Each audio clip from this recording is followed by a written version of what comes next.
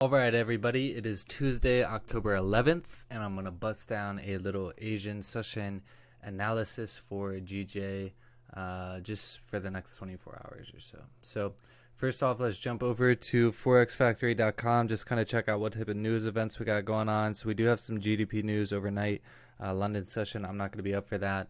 Next we have USD PPI news, 8:30 a.m. tomorrow. And USD FOMC 2 p.m. tomorrow. So because of these events, this could cause for some ranging throughout London session, but this over here I think will move price enough to where we should get some moves. So as we can see, the daily candle here was bearish as fuck. Basically we had a huge wick up, we broke the top of the previous bearish candle and then slam dunk down.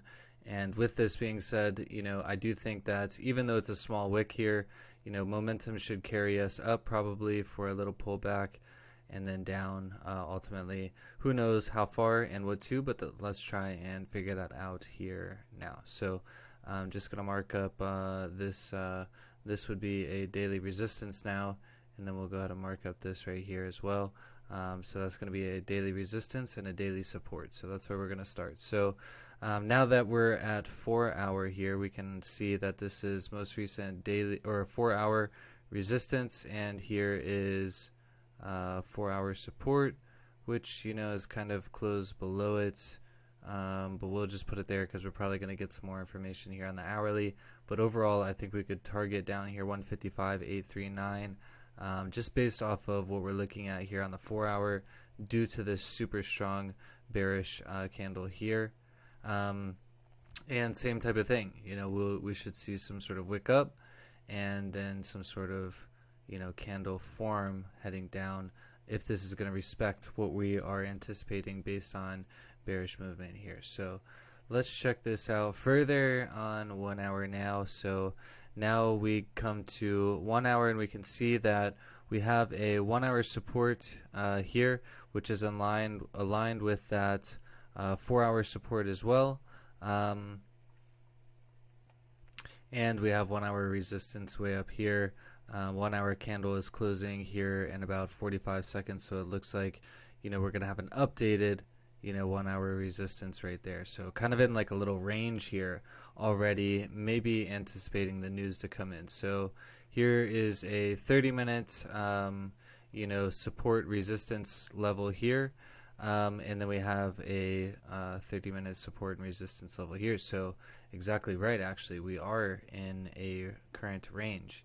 And so we have, 30-minute levels up here that we could potentially target just based on, buys. So I'm going to say, let's do this. Let's say buys above here. And then right here, we're going to be doing, target for buys.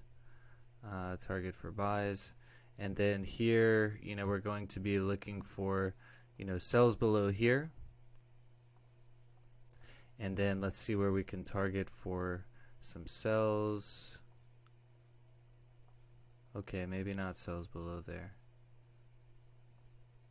Maybe not. Maybe we want to do sells below here. And let's see. This is 33 pip range. Yeah, so I think that will probably be best here. So I think we want to target this zone right here. Target for sells. And what did I say that was? Yeah, 30 pips. Yeah, that's tradable range for sure. Cool. So just based on, that past area there, we definitely don't want to, we do know that this is a support level, but this is just a normal, support level. So we're just going to do that basic default color. And, if we check out this range here, we can see, oh, we're not. I'm not sure what's happening here.